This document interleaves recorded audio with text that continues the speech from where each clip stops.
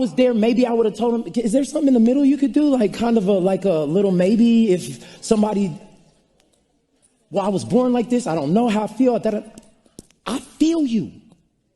And I wish that there was an option of other in the kingdom.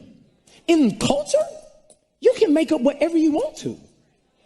In culture, you can build whatever you want to, but the truth of the matter is that if we are going to submit under what the king says, I'm going to have to wrestle with what I don't even fully understand. Pastors don't say this because they want to be absolute. Well, why did that? I don't freaking know. I know, honestly, I wish God would have made it so much simpler and it was like A, B, C, or D, like frick. No, I'm serious. As a pastor, like, so what do you think about gay men? I don't know, but I do know in the kingdom. They're going to cancel me. I'm not the king. I don't know why he decided to do it like this. I don't know why you're wrestling like that, and I don't know what to do to help you but to stand with you. I'm okay for you to feel horny.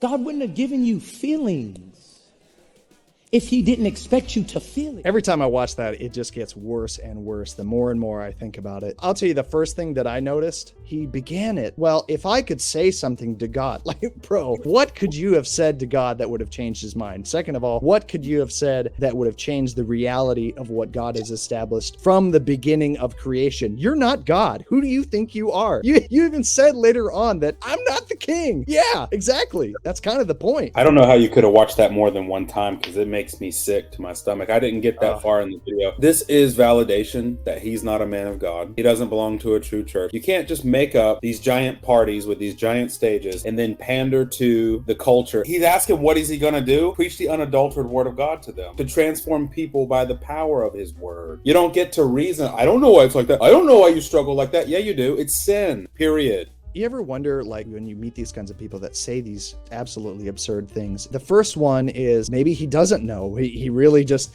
is that inept when it comes to the scriptures. But then the other side is it's like, no, you most definitely do know, especially if you are in that role. There's other videos where he said, quite frankly, I just don't like preparing for sermons throughout the week. It's really hard. And it's like, yeah, not many of you should be teachers because you would be judged more harshly. This nonsense of cultural relativism that he's essentially giving into, he's giving more credence, even more so, to the atheist with the whole blind faith nonsense. And the fact that he's like sitting here going like, oh man, they're gonna cancel me. Like, no, you canceled yourself. You negated yourself as somebody who claims to be a shepherd, somebody who's supposed to minister to other people and know these things which we have known from the get-go. It doesn't take more than 2 seconds on Bible Hub or any of these incredible resources that we have on the Church Fathers in extensive detail to know the absolute reality when it comes to homosexuality and what marriage is, and certainly what it isn't. And it's sad because out of the abundance of the heart, the mouth speak. He is literally saying everything in how I don't know how to help you. Maybe because he's in the same kind of bondage. You ever think about that? These kinds of people, the reason that they say they don't know how to help you is because they haven't figured out how to help themselves or take hold of what Christ has provided. And thus they are leading other people astray, the blind leading the blind, and thus giving more defamation to the name of Christ with his whole, I don't know if you guys saw that banner in the background where it says King Dumb. What does that say about Christ? What does that say about all the sacrifices that we have in church history? People laying down their lives to know the truth and make it known, and here this guy is actually advocating for what atheists want to always strawman us with: blind faith, dumb, stupid sheep, we don't know anything. Childlike faith means just we're a bunch of pushovers. We can't know anything